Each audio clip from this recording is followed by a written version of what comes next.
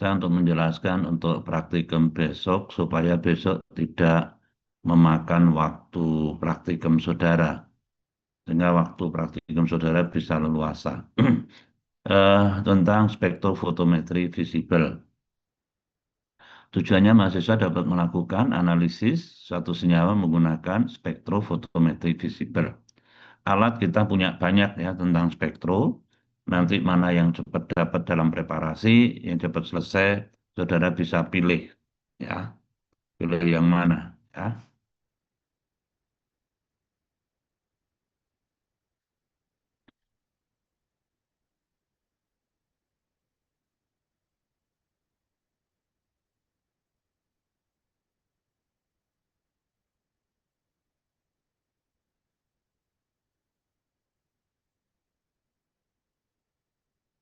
Nggak bisa gerak ya.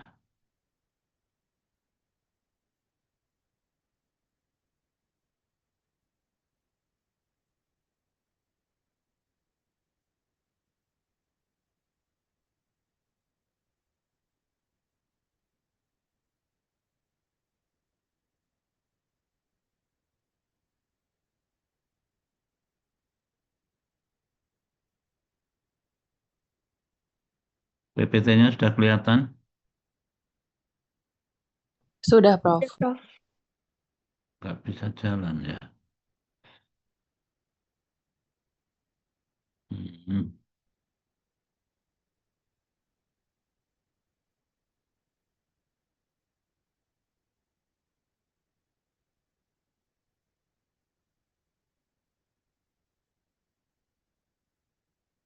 Oke, ini baru bisa jalan ya. Penanggung jawabnya untuk visible saya ya. Alat kita punya banyak ya. Ini yang Bergen-Elmer, ada yang HP dan Hitachi, bahkan ada dua yang baru lagi. Terserah nanti saudara yang preparasi cepat, saudara bisa pilih. Secara instrumental, ya, ini yang double beam. Di sini ada sumber radiasi elektromagnetik, yaitu lampu. Ya, untuk UV lampunya deuterium, visible tungsten. Ya, terus kemudian ada celah untuk meningkatkan intensitas, kemudian masuk ke monokromator. Mono satu, kromator itu warna, kromo warna. Jadi sebelum masuk ke kuvet, ke sampelnya, diusahakan yang multi panjang gelombang menjadi satu panjang gelombang. Kemudian dipecah menjadi dua, ya, dengan adanya cermin. Yang satu masuk sampel, satu masuk referen atau blanko. Blanko adalah semua reaksi kecuali zatnya. Ya, jadi nanti untuk visible sampelnya Ferry, reaksinya HNO3 atau HCl dan CNS. Jadi nanti blankonya tanpa Ferry, ya, hanya asam dan CNS dan diatkan sampai 50 dengan Aquades. Oke, kemudian akan keluar nilai serapan sampel dikurangi blanko sehingga serapan dari Ferry, larutan Ferry. Nilai serapan larutan dari Ferry ditangkap oleh detektor yaitu di dalam hal ini nanti alatnya adalah detektornya adalah DAD, ya, keluar direkod dalam bentuk nilai serapan atau spektra. Ya. Kita menggunakan alat spektrofotometri harus mengikuti hukum Lambert-Beer. A besar sama dengan A kecil kali B kecil kali C. A besar nilai serapan, A kecil absorptivitas, B kecil tebal kuvert, C adalah konsentrasi. A kecil, B kecil suatu tetapan, tetap. Ya, berarti tidak ada pengaruh, tinggal nilai A besar serapan dan konsentrasi. Artinya nilai serapan ini berbanding lurus dengan konsentrasi. Artinya kalau konsentrasinya kecil ya nilai serapannya kecil dan sebaliknya ya. Nah, nanti kita pakai kurva baku untuk menghitung kadar Ferry ya, karena kalau dengan perbandingan nilai serapan kesalahannya besar. Nah, dalam kurva baku ada dua bentuk nanti. Ada yang merah ini K ya dan S ya. Karena tangens alfa atau alfanya ini S lebih besar daripada K alfanya ini, maka S lebih sensitif daripada K. Nanti diharapkan saudara buka kurva baku seperti S ini. Ya, kalau alfanya sudutnya ini kecil maka kurang sensitif. Ya. Nah, A kecil, ya, A kecil dalam hukum Lambert-Beer itu bisa diganti epsilon atau E1% 1 senti. Ya, kalau epsilon absorptivitas molar, kalau E1% 1 senti adalah ekstинsi spesifik. Kenapa dikatakan spesifik? Karena konsentrasinya 1%. Ya, 1% spesifik pada tepal kuvert 1 mili pada kondisi panjang gelombang atau pelarut tertentu. Nah, spektrum adalah karakteristik tapi tidak spesifik. Artinya tidak bisa untuk menyimpulkan suatu senyawa. Ini hanya pendukung secara kualitatif saja. Nah,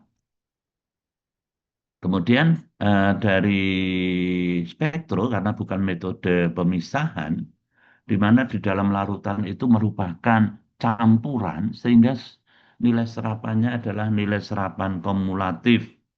Ya, jadi karena bukan metode pemisahan seperti kromatografi, sehingga nilai serapan apapun yang ada di sampel itu akan terbaca. Dalam analisis kuantitatif, nanti menggunakan metode relatif. Metode relatif itu dibandingkan dengan standar atau senyawa baku.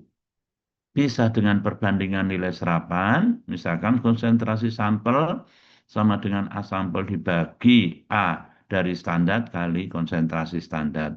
Tapi ini kesalahannya besar karena dituntut persyaratannya untuk perbandingan nilai serapan ini, rasio dari A sampel dibagi A baku itu harus mendekati 1. Kalau tidak mendekati 1, ini kesalahannya besar. Nah, untuk mendekati 1, saudara harus yang dirubah-rubah adalah A dari standarnya. Karena A sampel sudah pasti. Nah, merubah-rubah A standar, saudara harus nimbang lebih dari 1 kali. Sehingga ini sangat tidak efisien. Sehingga nanti dipilihkan, karena waktunya juga tidak cukup. Dosennya itu sudah nyoba, kalau kamu dengan perbandingan serapan untuk eh, dituntut nilai serapannya mendekati 1, dengan waktu yang kamu ada untuk praktikum itu tidak cukup, ya, sehingga kita sudah coba kita pilihkan dengan kurva baku, ya, nanti saudara bikin satu seri konsentrasi yang meningkat baru diamati di panjang gelombang maksimum. Nah, sekarang pada penentuan di sampelnya, pada penentuan Fairy sebagai ferritiosianat, nanti sampelnya amonium ferrisulfat ada dua bentuk, 12H2O atau 6H2O. Nah, nanti sampelnya ada di timbangan kasar yang ada di ruangan preparasi, ruangan praktikum saudara.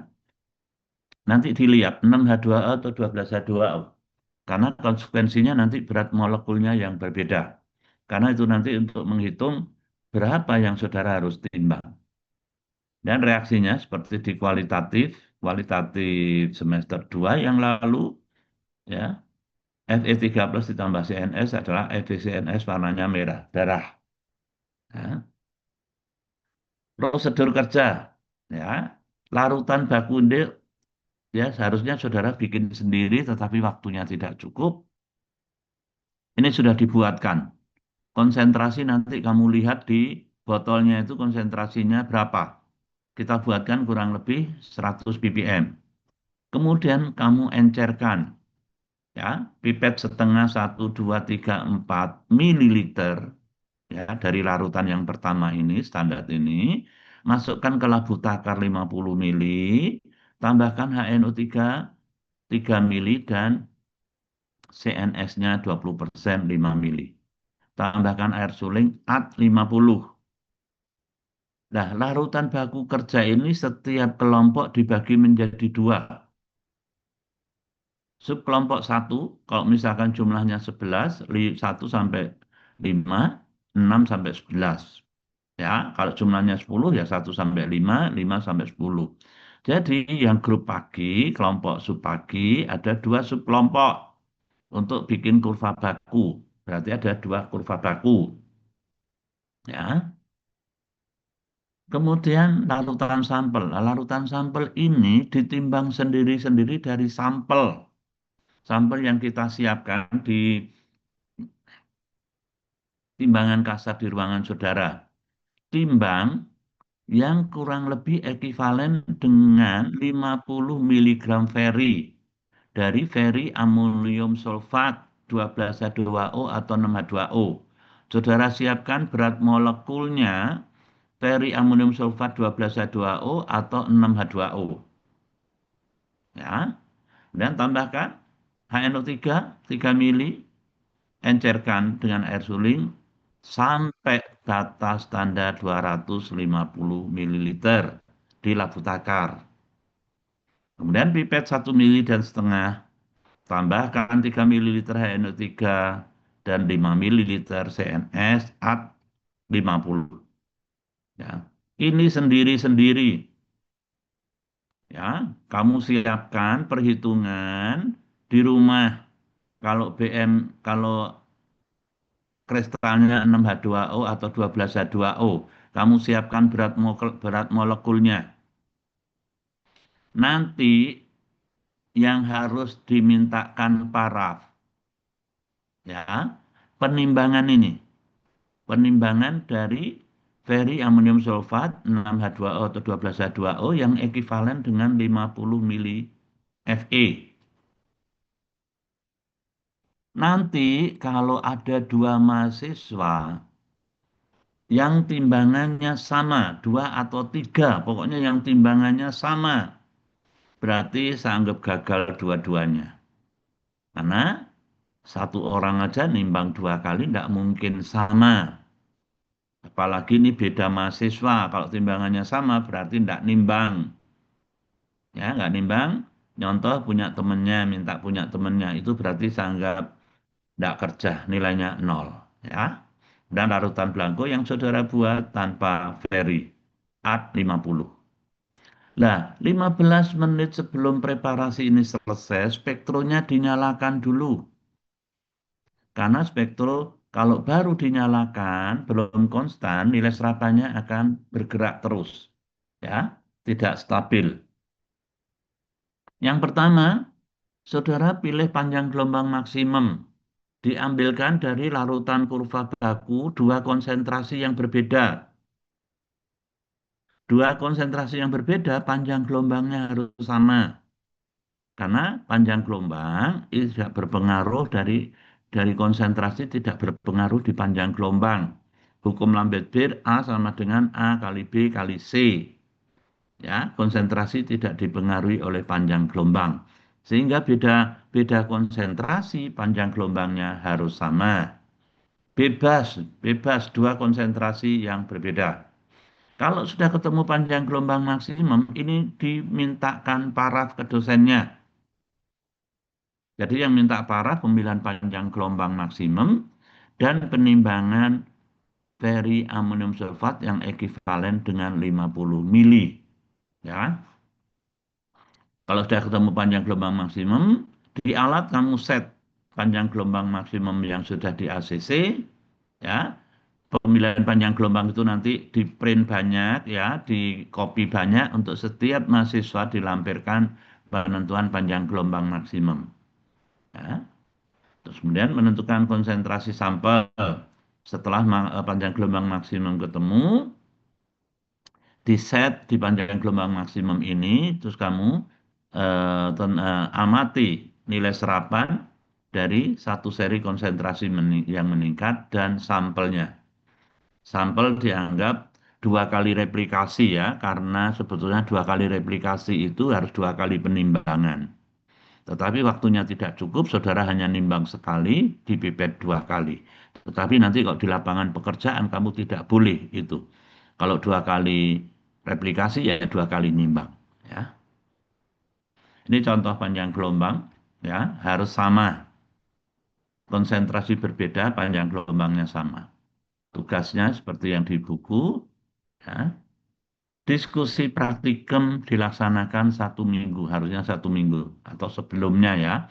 Karena kalau besok kamu diskusi pagi, waktunya sudah kepotong minimal setengah jam, sudah itu sangat bermakna. Yang perlu diperhatikan, laporan praktikum harus sudah dibuat di rumah, ya, tidak pada saat praktikum. Ya.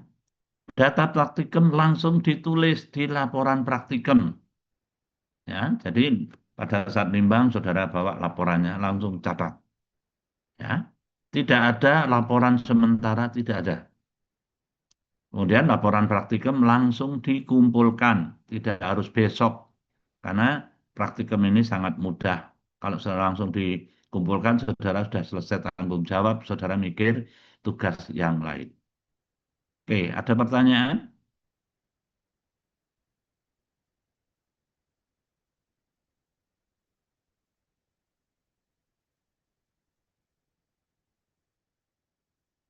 Ada pertanyaan?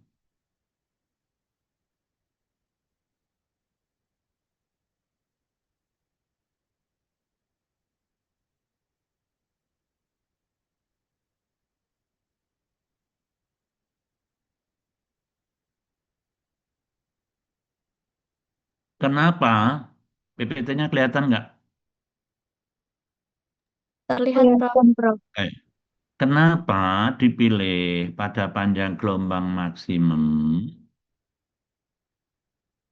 Aduh.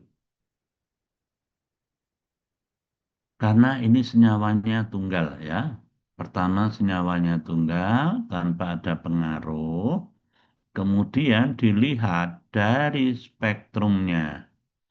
Spektrumnya itu pada daerah maksimum.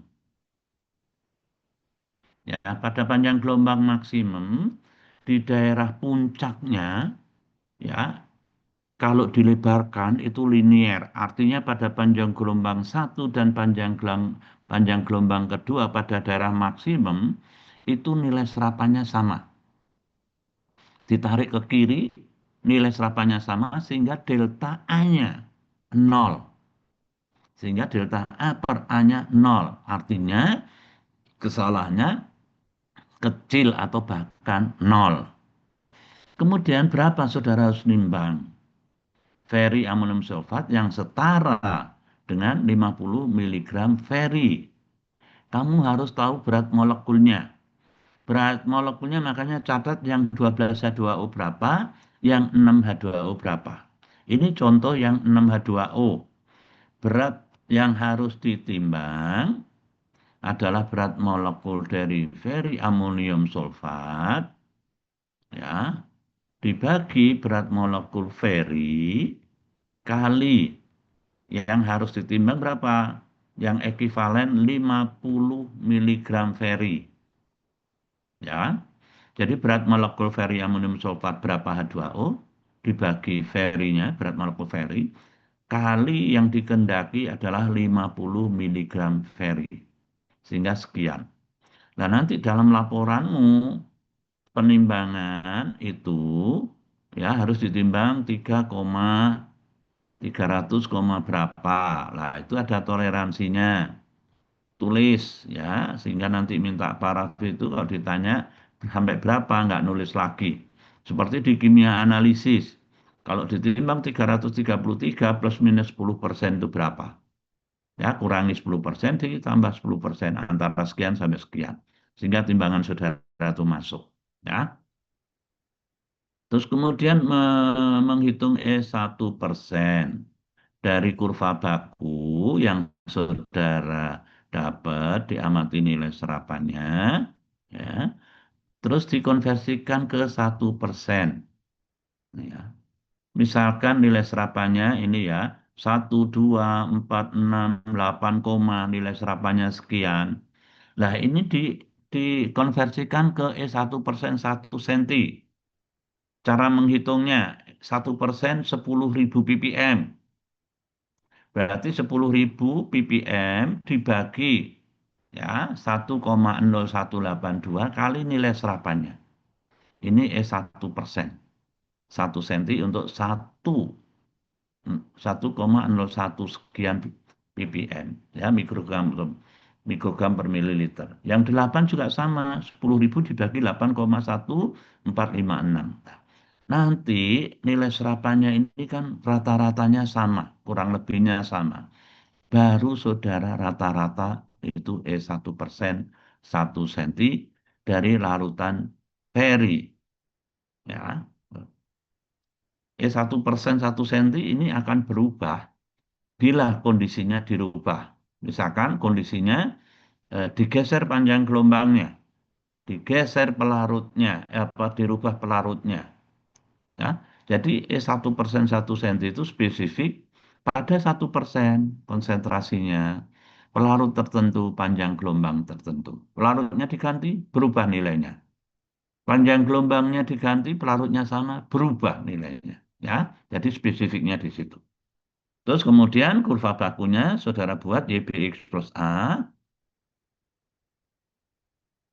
Contoh perhitungannya, ya, 2 kali replikasi dianggap 2 kali replikasi, padahal ini salah ya. Seharusnya 2 kali replikasi, 2 kali nimbang. Tapi karena waktunya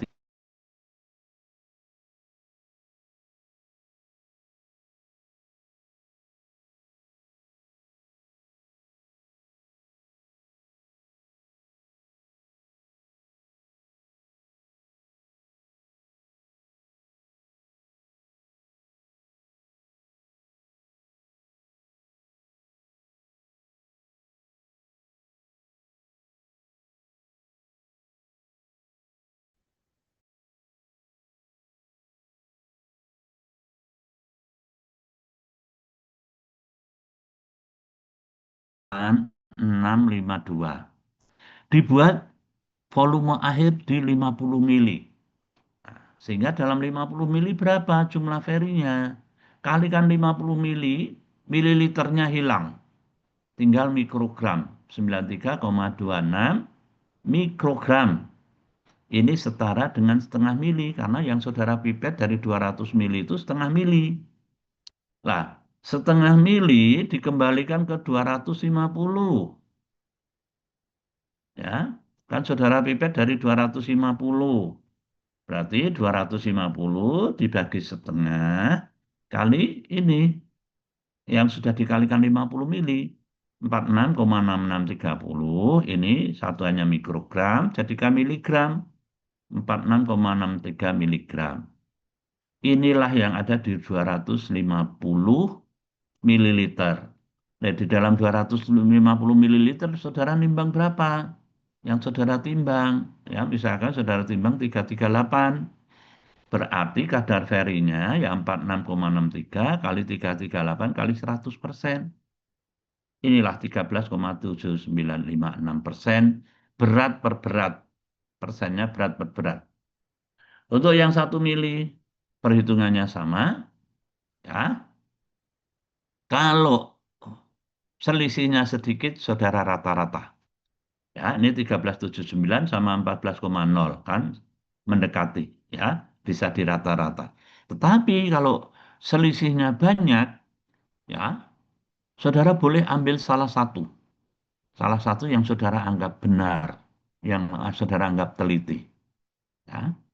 Yang boleh dirata-rata bila mendekati. Ya. Oke, itu ada pertanyaan?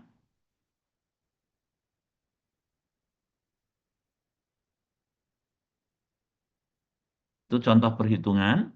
Karena contoh perhitungan sudah dijelaskan, sehingga laporan praktikum besok langsung dikumpulkan. Malam ini saudara bikin laporannya sementara, laporan dihitung di lab, langsung dikumpulkan. Ya, ada pertanyaan sebelum saya akhiri?